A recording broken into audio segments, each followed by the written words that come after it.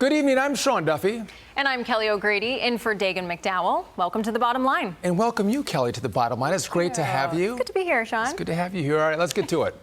Was the big guy in on the business dealings? That's what Republican lawmakers want to know from Hunter Biden's former friend and business partner, Devon Archer. He spoke to investigators on Capitol Hill 4 hours today and mum's the word on his way out. Watch. Did you share that he sold the illusion of access to his father? You talk about the Biden brand. What does that mean? Is the president compromised? Archer revealed that the first son put then Vice President Joe Biden on speakerphone more than 20 times during business meetings. Archer also saying that Burisma added Hunter to the board because of the Biden brand. Let's bring in Florida Republican Congresswoman and House Oversight Committee member Paulina Luna. Anna, good to see you. I know you were briefed on the hearing today. Not a lot of information has come up, but what are you hearing about what Devon Archer told investigators today in that hearing? Well, he told apparently enough to where Republicans that were present, for example, Representative Andy Biggs, left understanding that we will very likely have to launch an impeachment inquiry to get to the bottom. You know, a lot of people said, well, we don't want to play revenge politics. This is not about revenge politics. What we're hearing from what Devon Archer had stated, selling access, selling a brand, you know, there's something that Congress, Senate, and elected representatives are held to, and that's House ethics, right? And so if you just go through that manual, you can look it up online, you could even see that your children are subject to gift rules. You can't accept a gift or a favor because of your official position.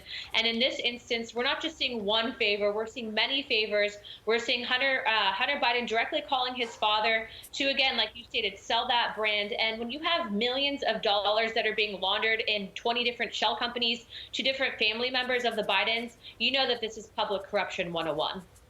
And Congresswoman, you know, you mentioned you're seeing a number of different pieces here, gifts, et cetera. But I do think a lot of our voters, our viewers, they're having fatigue from the Hunter Biden proceedings. They're having fatigue from the indictments of former President Trump. So what do you say to our viewers that are frustrated that nothing concrete has been done yet? What exactly needs to happen next for some accountability here? Well, I'm on the exact same side, which is exactly why I actually co-sponsored some of those impeachment privilege resolutions, because I do believe that, one, the DOJ is protecting this family. I know from hearing and questioning the IRS whistleblowers that the IRS is protecting Hunter Biden and thus this family as well because of the fact that he has ties to Joe Biden. And I also know that the FBI is protecting him. So the only way that we're going to get to the bottom of this is by taking action. And frankly, I, just like so many Americans, am sick and tired of hearing, oh, well, we'll get to it eventually. I do believe that we have enough evidence to move forward to launch that. And I hope that my Republican colleagues in the Senate stop playing games and understand that this is far bigger than just a tit-for-tat political thing. This is about rooting out corruption in Washington. And if they're going to have a Republican next to their name, that they need to back that up.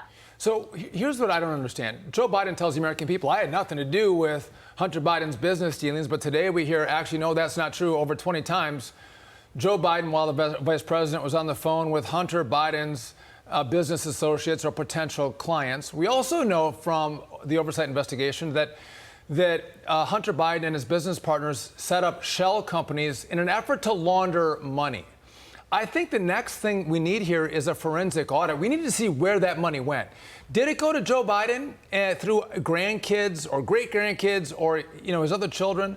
I think that's what's next, but you really need the FBI or the DOJ to do that kind of an investigation. Do you think they will? I think that, again, they're running interference, which is exactly why we have to do it ourselves and bring in specialists and do that the impeachment inquiry. But I also want to say one information nugget I can share is that we do think, from what we've heard and based on some of the stuff that we have seen, that Joe Biden had certain credit cards that were actually paid off by some of these shell corporations. And so we would like to bring forward and do more inquiry into that. But the fact is that, you know, I read the redacted document that the FBI sent. And when you have someone in Ukraine bragging that it would take decades for people to uncover basically the money laundering scheme for the big guy, you just know that not only is it a slap in the face, but, you know, come on, no one's going to get rich and become a multimillionaire off of making $175,000 a year. Okay, so, like, let's be real. Well, it would be nice if we could do that. But Congresswoman, while I have you here, I want to get your take on this as well. So a group of liberal senators are urging Attorney General Merrick Garland to sue fossil fuel companies for what they're saying is misleading the public on climate change.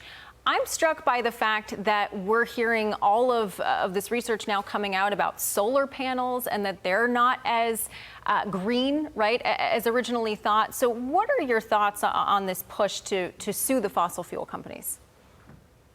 Well, I think that those people need to stop using petroleum products altogether. Maybe they should just take a horse and buggy to Washington, because every single one of them flies an airplane.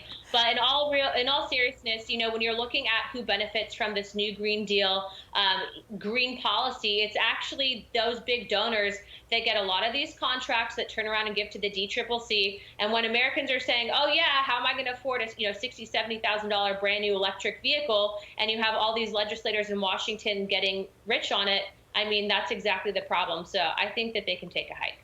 I agree with you. You got to put down your cell phone, your car. Virtually every product, your clothing, every product that we use in modern day life comes from oil and gas, and they love those products. They just want us to stop using them. Anna, Paulina Luna, keep up the good work on the Oversight Committee, and we appreciate you joining us on The Bottom Line. Thank you. Thanks, guys.